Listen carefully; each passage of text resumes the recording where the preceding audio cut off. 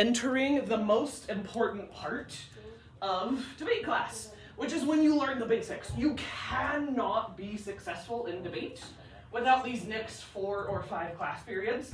So I know it's really early in the morning, it's 8 o'clock, so you already heard me mention, but I'm just gonna bribe you because you work harder than my creative writing classes, and this information is super, super important.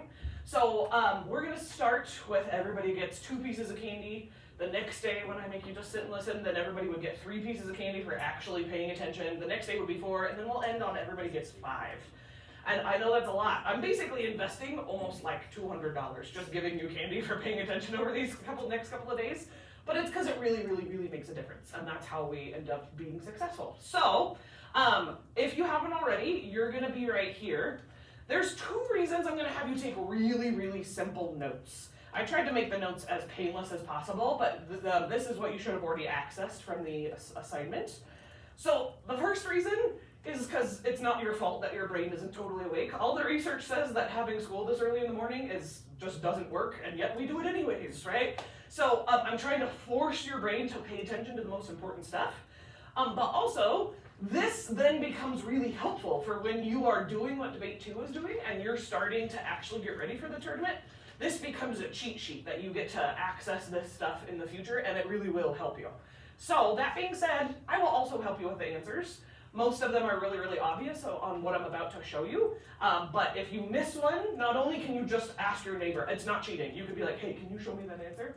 But you can also just ask me. So all of that, hopefully by the end of it, you get all of the blanks filled in. But does anybody have questions about this assignment before we get started? So you're just following along, filling in the blanks.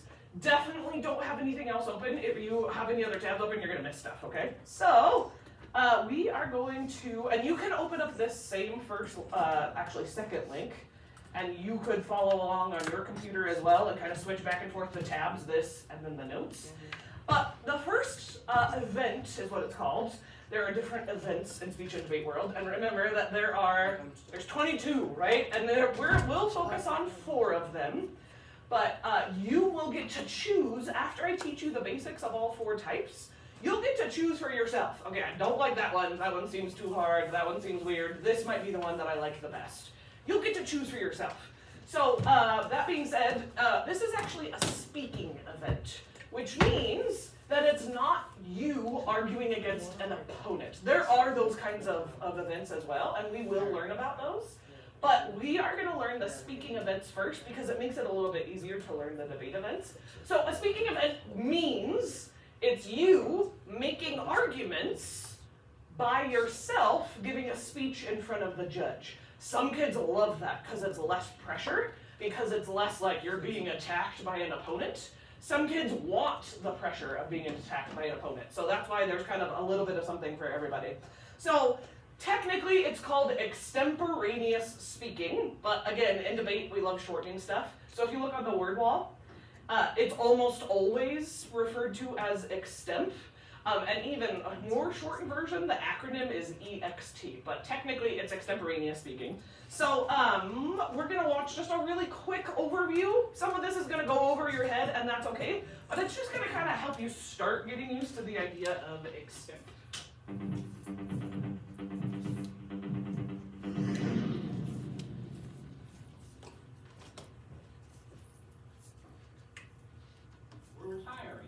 Democratic incumbents be the death knell for the party's hopes of maintaining control of the Senate.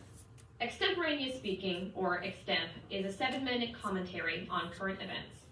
Speakers will take a position on a question about international or United States affairs, establishing a thesis responding directly to a selected question, with only 30 minutes to prepare.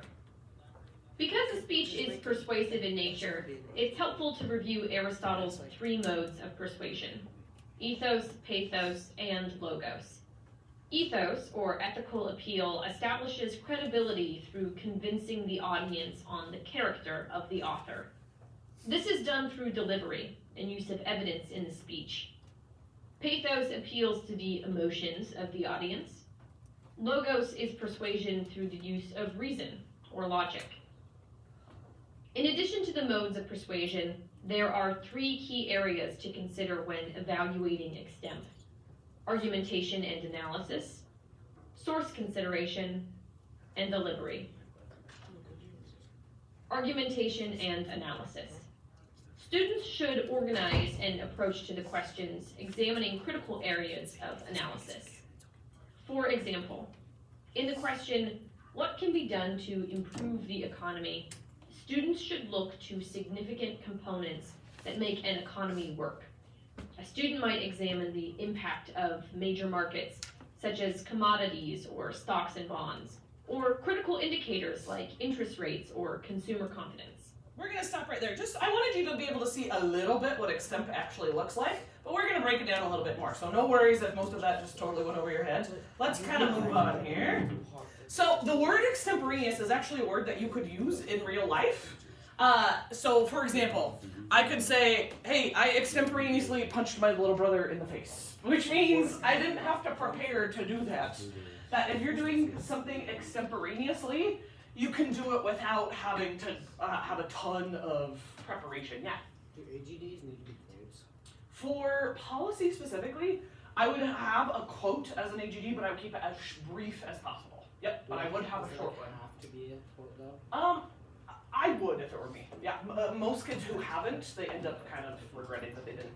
So that's why it's called extemporaneous speaking, is you don't have to, like, if I'm being totally honest, extemp is technically the easiest type of debate, but I don't want you to get an unfair representation of extemp. Just because I say it's the easiest only because it involves like less memorization or less research, but there's still a boatload of research that you do in extemp. So don't think that you're just going to get away with hardly any work. It's still a lot of work.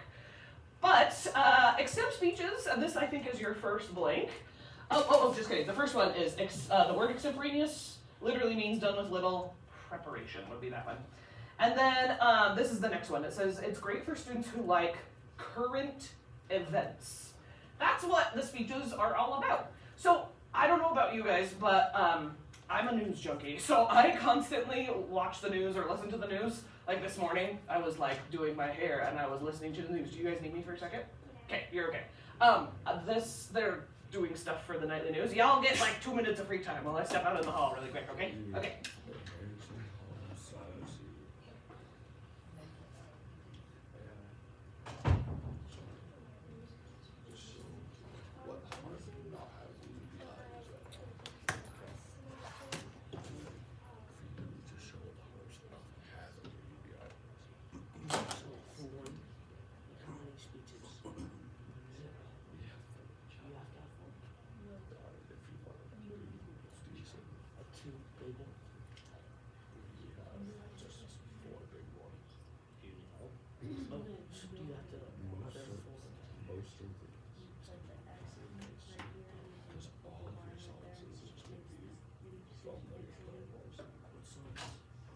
OMG, you guys, I'm totally famous.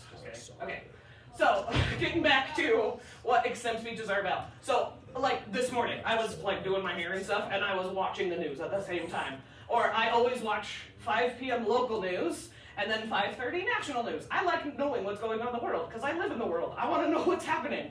So even if you don't constantly watch the news, but if you're generally interested, that you're kind of like the person who, just put it on my desk, who you're like, what's going on right now in like with the war in Ukraine, or what's happening over in the Middle East. If stuff like that is kind of interesting to you, you might like extemp. And here's the thing, some kids figure out that they like current events because of extemp. So that being said, let's move on. And the speeches are pretty short. This is the next blank on your notes. It says blank minute speech, that's not pre-written. So the speech is short, but it's for a really specific reason. It's about 4 minutes. The idea in extemp is the more time you can speak for, usually the better you can do. But, you know, if you're a judge and you hear a 4-minute speech that's garbage versus a 3-minute speech that's really good, the 3-minute speech would probably win. So you want to fill in as much quality time as you can. And this is the next answer on your notes. It says your speech answers a question that you'll randomly pick at the tournament. And the questions are really specific. So let's say you're at the tournament you would show up, they would have announcements, we send you off to the Extemp prep room, and there's going to be a debate district worker there who has a bunch of envelopes, and they'll call you up when it's your turn, and you pick the envelope, and you get to randomly pick 3 questions out of the envelope. So you don't know what the question is until you get to the tournament. So that's why it's done with a little preparation. It is a challenge because you don't know. However, there's lots of ways that you can still prepare even though you don't know the specific question. So that's one of the things that does make Extemp tough though, is that you don't know exactly what the question is. However, you will know the topic area. So these are the next 3 blanks on your notes. It says the question is going to come from one of 3 topic areas. These change every single tournament. So these were actually just finally decided on 2 days ago because all the debate coaches in the district were debating each other of what we thought this tournament's topic should be.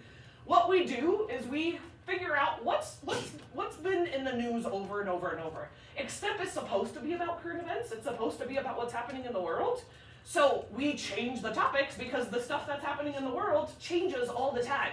So here's one of the ways that you're going to try and make the decision about which type of speech or debate you want to do. You would ask yourself, which topic do I actually like? I'm going to teach you some of the topics that Debate 2 is doing right now, and that's one of the ways you might make your decision. I don't like that one, but I do like some of these. So one of the questions right now is talking about climate and the environment, because there's always major stuff going on. Like, for example, in San Francisco, they just had an insane amount of rain because of climate change, and there were like whole towns where people's houses were flooded, and now they have major cleanup efforts, and that just happened just a couple of days ago. So that kind of stuff, you would read news articles, basically. Technology is crazy how much technology has changed. I know for you guys it doesn't seem like a big deal, but when I was your age, no one had cell phones, and the internet had just barely started to become popular. Isn't that weird to think about? When I was your age, almost no one used the internet. And no one had cell phones until I was about 16. It was very different. So technology is always changing. And then there's always a lot of entertainment news. We usually try to do one kind of fun Extemp topic area.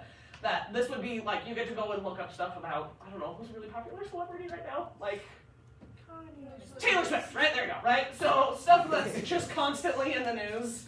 That kind of current event is part of Extemporaneous. So let's move on.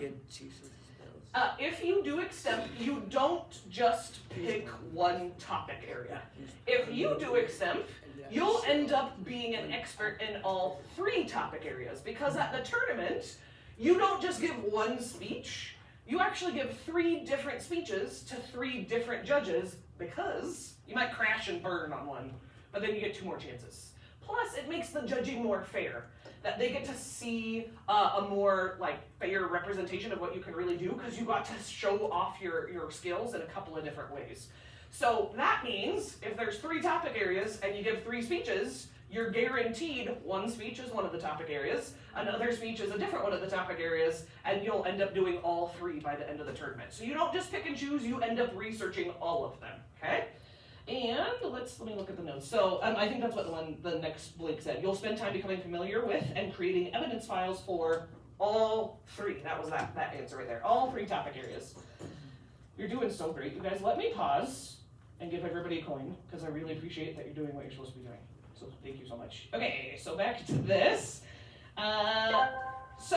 One of the things that is really specific to Extemp and none of the other types of speech or debate is that you're given 20 minutes of prep time at the tournament. Because remember, extemporaneous means done with little preparation. So that's one of the ways that it's extemporaneous, is you have 20 minutes to get ready for your speech before you go talk to the judge. So I think the next one, if you're kind of following along here, it says randomly pick blank questions from the room moderator, and that's right here. So just like I said, there would be some envelopes with some questions written by the tournament coordinator. You don't know what those questions are yet, but you then get to pick 3 questions, because you might hate one, you might not know anything about another one, but hopefully there's one question that you're like, yes, I know that one. I just read an article about that. I'm ready to talk about that, and that's one that I'm going to go and talk about in front of the judge. So then, you will be, like most of your time, like what Debate 2 is doing right now, if you do Extemp, almost all of your time in class is just going to constantly be reading news articles from your favorite news source about those 3 topic areas. See how over on the word wall, everybody, in case you forget the topic areas, there's those papers that remind you, right? So Extemp is on the bottom there. Then you will also, when you're at the tournament, after you've picked your question and you're like, okay, this is my question, then you go to your computer and you start looking up the articles that you already found, and you try and find articles that match your question. Then you try and plan out the bones of your speech. I think this is probably one of your blanks. Yeah, it says write a speech blank in response to the question. Outline is that answer. Write a speech outline. There's not enough time to write an entire speech in Extemp. That's why it's extemporaneous. That's why it's done with little preparation. So you are just planning out the idea of your speech, and then one of the ways that Extemp is challenging is you have to try and then fill everything else in while you're speaking to the judge. That's one of the things that makes it a challenge. Some kids love that, some kids hate that. That's why everybody gets to choose for themselves. But if you're the kind of person who's kind of good at just talking, like you can just fill in time, and you can kind of fake being confident, you might be really good at Extemp. Because the whole idea is I just want to fill in that time. I'm showing the judge that I know what I'm talking about because I did a bunch of research. And I'm trying to show the judge that they should vote for me because I'm an interesting speaker and I know what I'm talking about. That's kind of the idea. And then you also, you'll start seeing lots of debate memes, like a lot of them. It's because I put them on assignments, all sorts of stuff. But there's a really famous debate meme that is about this right here. It says, memorize and practice your speech outline as much as possible. So you'll get kids who are at the tournament after they picked their question, they found the articles, they wrote their outline. Then there will be kids who stand up in the Extemp prep room, which is usually the library, and they start talking to the wall, which sounds crazy. But the idea is they're basically performing their speech. They're like pretending that they're judges here, and they're performing before they go do the real performance. So there's a famous meme that says, I talk to walls, I'm a debater, right? So moving on. This is something that is not only a good debate skill, this is a real life skill. But I will tell you, most of the judges will expect that you can do this, and they love kids who do this. If you don't do it, they'll usually take away points. So it's called the speaker's triangle. But I want to point out, very first thing, it actually doesn't really matter if it's a triangle. But this is what the speaker's triangle kind of looks like. So let's say that you are my judge, I'm giving a speech to you. I would plant myself right in the middle of the room, because everything important when you're doing public speaking should happen in the middle, okay? So I am giving my introduction, blah, blah, blah, blah, blah, and then as soon as I'm ready to make my first main argument, while I'm talking, this is me doing the speaker's triangle right now, I took a couple steps to the side to show that I just transitioned. And then I plant my feet, and now I'm talking from over here, blah, blah, blah, blah, blah. Here's all my research. Here's why you should vote for me. I'm really knowledgeable. But now I'm ready for my next point. So while I'm talking, I'm taking a couple of steps to the next side, and now I'm over here. I'm still looking at the whole audience, but now I'm making my points over here, blah, blah, blah. This is my second main point. Now let's say I'm ready for my conclusion. So again, everything important happens in the middle. So then I'm coming back to the middle to make my conclusion, and usually, here's another little trick, if you get slightly closer, it makes the audience feel like it's extra important, and then you can conclude your speech. So the idea with the speaker's triangle is just move a little bit. Let me show you the non-example. I've seen this happen. It's super awkward. I've seen kids go like this. Okay, I'm now ready for my next point. Okay, now I will talk about that next point. You have to talk while you move, or it looks really awkward. Also, I've seen kids they're like going on a journey. Like, I'm going to Mordor, bye. Right? Like, no, take like 2 steps. Too many steps is weird. So do it while you're talking and not too many steps. Let's move on. So you do get a cheat sheet in Extemp, because it is a challenge to make you do a 4-minute speech when you only had 20 minutes to get ready. So you do get to write about 10 sentences. At the tournament, they provide you with an index card, and you get to bring that with you. That's the only thing you get to bring with you in front of the judge. You don't get to bring your computer or anything. You get your 10-sentence cheat sheet to write stuff like, oh, what was that quote I wanted to use? Oh yeah, according to this dude who said this thing, blah, blah, blah, blah, blah. Right? You use it a little bit here and there. And let me pause for a second. What questions do we have so far? Okay. Are there any parts of the notes that we need to repeat really quick before we get too far? It says 10 sentences total, is that like a max? Or can you write Correct. 10 sentences is the maximum, so you can't write more than that. Also, writing less than that really isn't a good idea either, because then you wouldn't just be, you'd be doing yourself a disservice. But yeah, good question. Okay, let's move on then. So, if you choose to do extemp, because next week I'll be like, okay, choose which one you want to do, and then you start getting ready. So, if you choose to do extemp, here's what the next basically 28 class periods would look like for you, because we would be getting ready for the March 21st March Madness tournament. You would, like I said, you would spend a ton of time researching. You have to actually read your articles. I've had that happen before, where extempers are finding tons of articles, but they don't read them, which is really weird. You have to read them, and this is your next answer. You would be highlighting the articles as you read, and you have to highlight in just one color. It's a rule. You would organize, you would read your articles, you would be writing practice speeches using old questions that I have from old tournaments. You would practice performing for other extempers, or for me, or for just like a recording. You would watch good examples online, and you would also try and write some jokes, because here's the deal, you guys. Your debate judges are going to be a bunch of high schoolers who just want to be entertained. If you can be the kind of extemper that has a lot of knowledge but can make it fun to listen to, you're totally going to destroy everybody else. Most extempers, though, what happens is they are kind of knowledgeable, but they're so nervous they forget to make it fun, and then they don't do well. So you'll spend time before the tournament kind of thinking about the topic area. Like, for example, if I was writing an entertainment practice speech, I might try and find some Taylor Swift jokes that I could kind of put into my speech at a couple of different points to make my speech kind of entertaining. Okay, so let's see. It said you will be given a 3x5 index card. Your cheat sheet can have 10 sentences. Files can only be highlighted in one color. You'll practice memorizing and performing was the answer right there. Practice memorizing and performing. And then you'll see, we are almost done, guys. You're doing really great. So, the good news is, I don't have to talk about this very much, because we have really good English teachers at Albion. It's part of the reason Albion is ranked number 2 in the state, because we're really good at making sure kids are actually ready for like high school and college. And one of those things is making you write essays until you can't see straight anymore. Like Nasser's kids, how many essays have you written so far this year? Yeah, so I don't need to basically talk about this at all. Technically, extemp speeches use all those essay writing skills, but you try and make it more fun, okay? So I'm gonna skip this. And just a couple of tips. And these are real life tips as well. This isn't just for extemp. So anytime you have to do public speaking, like let's say you're speaking at like a Boy Scout Court of Honor, or you're speaking in church, or you're giving a speech at a wedding or something. Enthusiasm is the #1 thing. Every other skill actually won't matter as much as how enthusiastic can you seem while you're speaking or debating.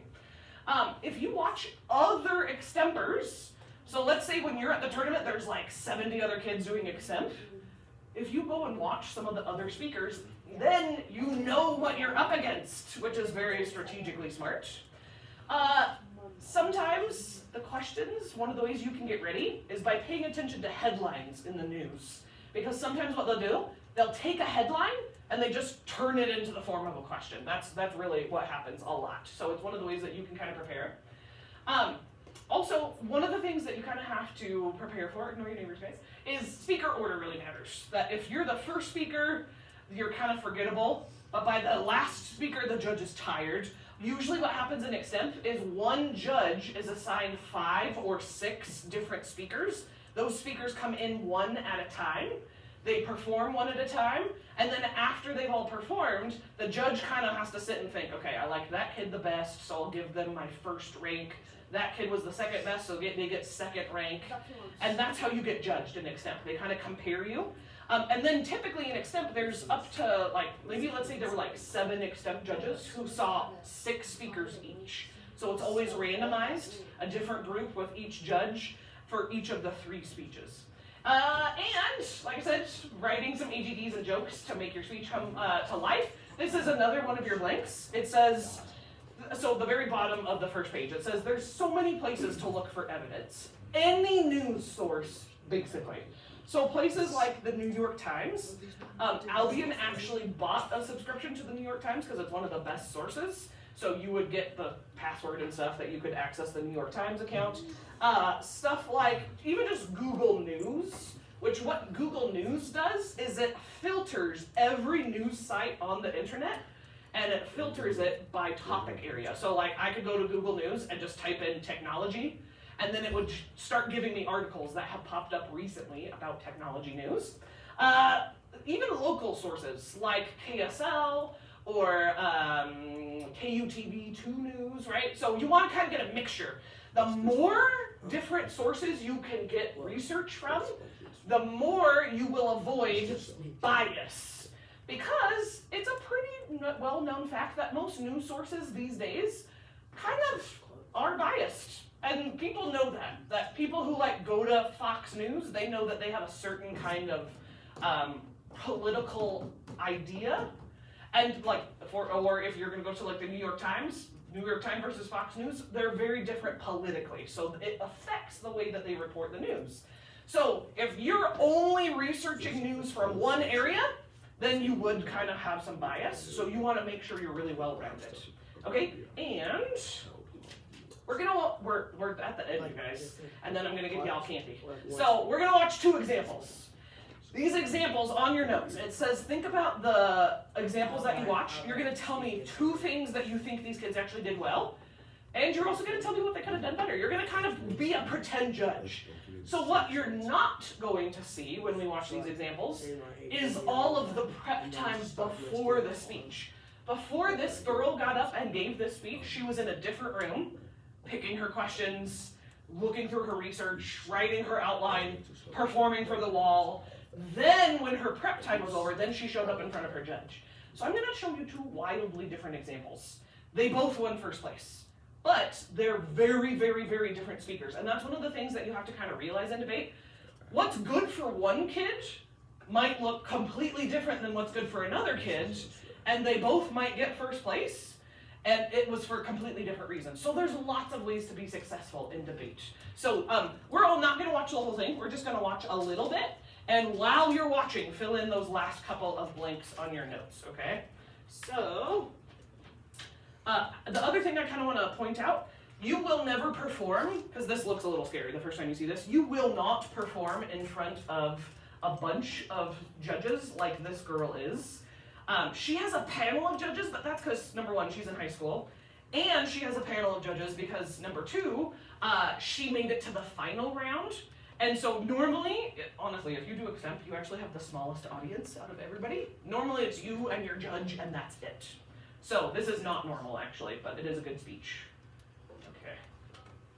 So you can see that she's kind of just waiting for her judges to be ready. She's obviously dressed up because she's trying to show that she's impressive. She has her note card in her hand. She's just, like a lot of judges, they have to kind of fill in stuff on their notes before you start speaking. So she's waiting for her judges to give her the go-ahead. And then she's going to start with an AGD, an attention-grabbing device, or a joke. Then she'll start making her arguments.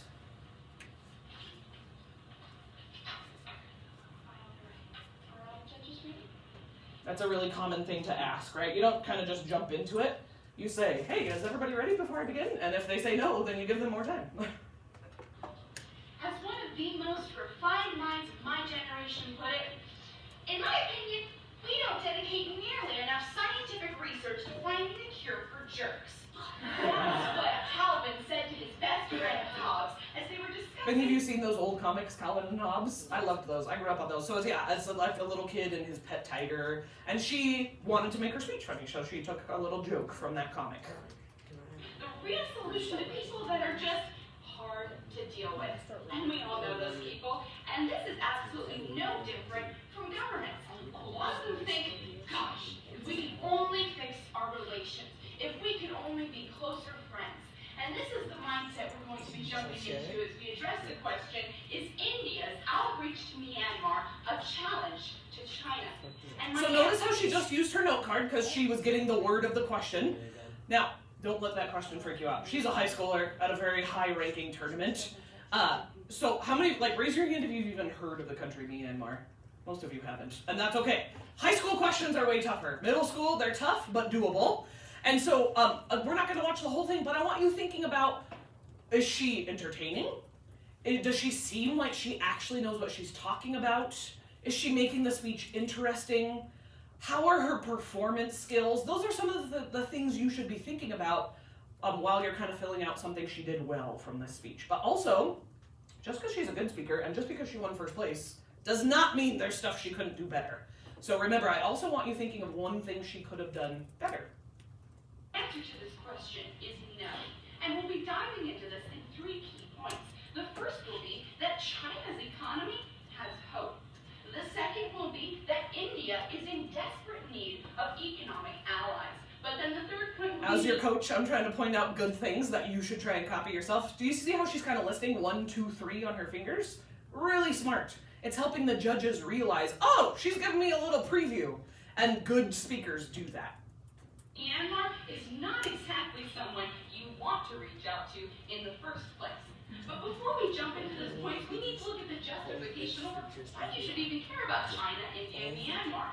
And the reason why this matters to you as an American citizen is because our economies are very closely intertwined. So if India or China or even Myanmar falls, you are also going to be impacted on the United States local level. We saw this when Greece started to experience a collapse. The United States stock market and our economy was impacted because confidence started to fall. So this does absolutely matter to you, even if you're all the way across the ocean from these countries. So let's jump right Here's her speaker's triangle right there. China's economy has hope. Now, Forbes magazine reported on June 5th that China's economy is seriously slowing. And this is all self-induced because the government thought the growth they were experiencing was unsustainable. China's economy grew 10.4%. Okay, that's enough of an example for us to get a feel for her speaking skills. So I think there's lots of things she did well, but let's start with what she did well before we start picking apart her performance. So I've got tickets for kids who are going to answer. So tell me one thing you think she did well. She definitely was confident. How did she show you she was confident, though? What's one of the things she did?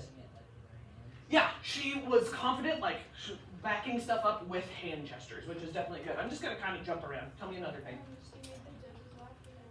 Yeah, you would be so surprised how hard it is to actually get a laugh.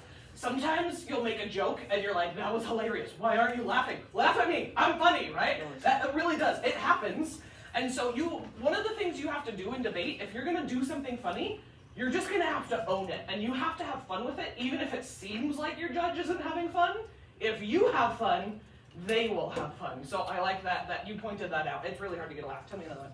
She has a lot of enthusiasm. Yeah, enthusiasm for sure. And honestly, she could be faking. We have no idea because we don't know her. She could absolutely straight up be faking it, and that's fine. If you fake the enthusiasm, at least you have enthusiasm. Yeah. I said that she is like, I don't remember how to explain it, but she was more funny but also confident. I like that, yeah. And then you'll hear me say this a lot. Debate is a puzzle. That you can do a couple of things wrong and still win. But if you have the puzzle pieces of I did this right, and I did this right, and I did this right, maybe I did these 2 things wrong, oh well. And I do agree that she's kind of has a good mixture. Tell me another one.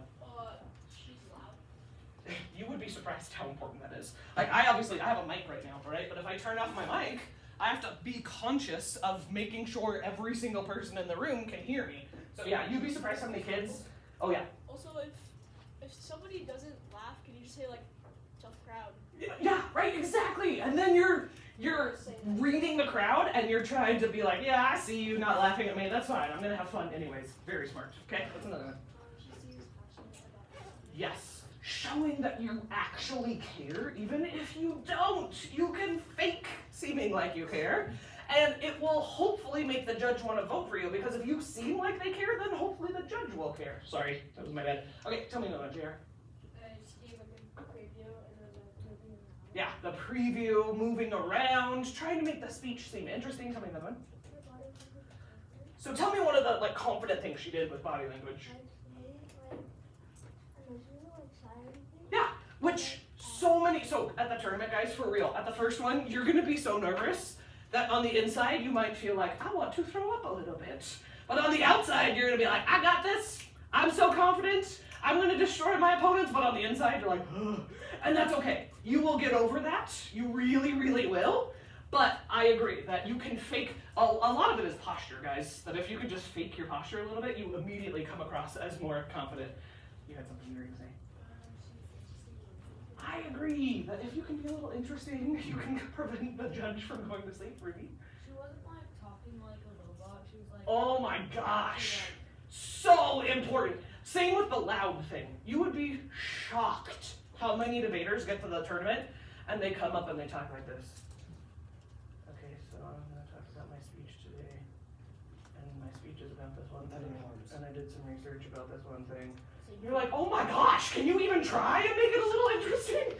So, having a little bit of volume to your voice, not sounding like a robot, not just like reading off of your note card and never looking at the judge. Stuff like that really, really, really matters. Okay, so just because she went first doesn't mean there's stuff she couldn't have done better. What could she have done better? Tell me what, Shirley. So I heard when she like harms is like went into her first point, Mhm. she said it the exact same way as. I like that. Yeah, you do have to have variety of ways that you're transitioning, okay? Any others, what she could do better? I have that problem too. If you're constantly, like if you're trying to do sign language while you're talking, it's distracting. You want to have some hand gestures, not too many. Yeah. Maybe a little bit slower. Yep. Okay, what else? Yeah, and that's a big problem, that sometimes we think the judge is understanding us because we can understand ourselves, but that doesn't guarantee. Yeah, one more. She was speaking really, really fast to me. Yeah, I also have that problem. I'm a naturally fast speaker, and sometimes I have to try and force myself to slow down. There's one big thing I think we missed, and it's okay, because it's early in the morning. Did anybody raise your hand if you heard the moment when she said, I think this is a good thing, did you hear the moment when she said, here's why this should matter to you? Did anybody pick up on that? It's okay if not. I love that moment. Not enough debaters do that. But sometimes debate seems very one-sided.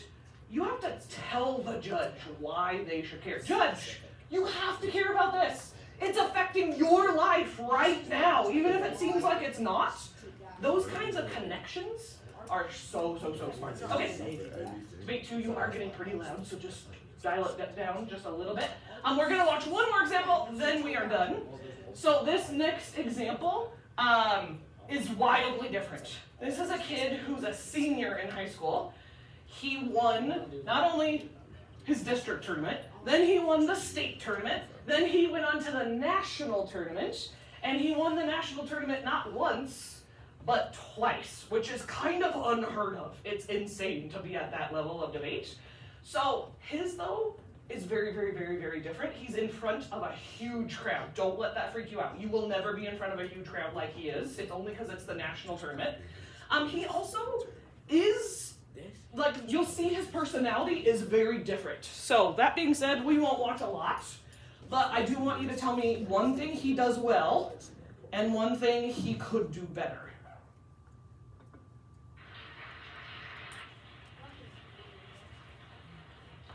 So again, he's on a stage, but that's because it's nationals. Sometimes in America, it becomes rather difficult to find insightful, unbiased opinions in our 24-hour news cycle. Fortunately for Americans, we can keep our TV tuned in a little bit later and rely on foreign policy experts like Jay Leno to provide some real insight. When it comes to President Okay, so that was his AGD. Did anybody laugh?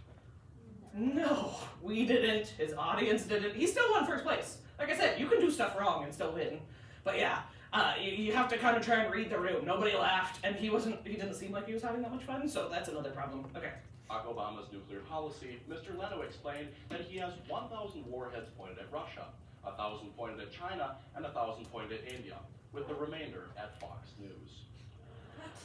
It's a pretty nerdy Now, joke. while we find Fox News is not, in fact, America's greatest obstacle overcome, we do find that the rise of Eurasian geopolitics continues to create American declinists and put them in the position where they believe America might be falling compared to its Eurasian opponents. When it comes to China, Russia, and India, we find their strong growth has sent some signals through the international community. T.R. Fox, writing in his book, The United States, the Soviet Union, and the United Kingdom, The Power for Peace explained that the rise of the term superpower came in the post-World War II era. Essentially, the idea of one great power being able to use their influence whenever they wanted, wherever they wanted, militarily, economically, politically, and culturally. It's with this in mind we turn to Jessica Stearns, Harvard professor in foreign affairs, who explains, in the remaking of the world order, we will have to understand checks and balances will play a role in hampering the rise for anybody to rise to superpower, which is why it becomes pertinent and timely to ask ourselves today's question. Will the new world order be contingent Make sure the only thing on your screen for debate 1 is your notes, or debate 2 is tournament chat. Thank you. on Eurasian geopolitics? And the answer is a most definite no. So, it's a minute 48 in, and he only just barely told us his question. We're gonna watch like 30 more seconds, and then we'll be done. Russia, India, and China will continue to check each other in 3 critical ways. First, militarily. Second, economically. And finally, ideologically. First, let's understand the importance of the military and how these Here's the speaker triangle. remake the world order essentially are not strong enough to do so. Primarily, we have to look at how these nations continue to develop their militaries. The Center for Strategic International Studies on April 26th noted that with a nation like Russia, they continue to rely on their old military industrial. Okay, so I'm just gonna ask specific questions on him. So how specifically did he show that he knows what he's talking about? What trick did he use? I think there's a couple, but yeah. He was pretty boring about it, which probably means that he knew what he was talking about. I see the logic there. Yeah, I do. I can understand that. Yeah. Okay. What else specifically is he doing to show that he really knows what he's talking about? That's another one. What else is he doing? Boom! That's what. Yeah, you get 2 for that. So every time you hear a debater say something like, "According to this source from this person on this date," that's how judges know that research is coming. And so the more you can put that into a speech, especially in extemp, is super important. So I know we talked about that he definitely isn't as enthusiastic of a speaker, but I still think that he's doing a lot of good public speaking skills. So I want to hear like 3 ideas. Public speaking, what is he doing that is working? Yeah. He's not so biased at all. Yeah, I agree that he's pretty factual, that he's just presenting, here's how it actually works. Yeah, what else? How did he engage with the audience? I think you're right. Yeah, eye contact is huge. So many kids, I cannot tell you how many times I've seen the judges' feedback at a tournament, and they're like, "You never looked at me. Make eye contact. Make eye contact. Eye contact!" Debate 2, don't you agree that judges, if you don't look at them, it drives them nuts. So yes, eye contact is really big. One more thing that he's doing well. Yeah. I said that he made a good joke, but like later on, that not everyone laughed, but the first one didn't. Yeah. So, and that stuff can be pre-planned. Like if you're not naturally a funny person, that's okay. You can play in your humor before the tournament. Okay? Anything else that we didn't like about him? Stuff that drove us maybe a little bit crazy. Okay? He did not smile at all. Yeah, oh my gosh. So it's kind of interesting that, you know, this kid probably had a lot of private coaches. Most kids who win nationals do. And I'm shocked that they didn't tell him, like, "Can you smile every once in a while?" Before I got my first teaching job, which wasn't at Albion, it was somewhere else, we went through job training, or job interview training, and the first thing they told us, and then they told us 17 times after, if you never smile, they won't think that you care. And that, you can't smile at weird moments, right? Like 1,000 babies died last night, right? Because obviously you look like a psychopath, right? But like pick a moment where it makes sense to smile, and it makes your whole face come to life, and it makes you seem like the judge wants to be your friend. Yeah. He didn't seem like he was having fun at all. Oh, He seemed like he was just I agree. And it is so much pressure because he's at nationals. But you have to seem like you're enjoying it, even if you're not. Okay, let's stop there. Again, please don't turn in your notes with any blank spaces. If you have even one blank space, I want you to turn to your neighbor and be like, "Hey, can you give me this answer?" And then I'm gonna give everybody candy, and then you get a couple minutes of free time. But you just did it, guys. You learned your first official type of speech and debate. Yay. Okay, turn in those notes. Everybody turn in those notes.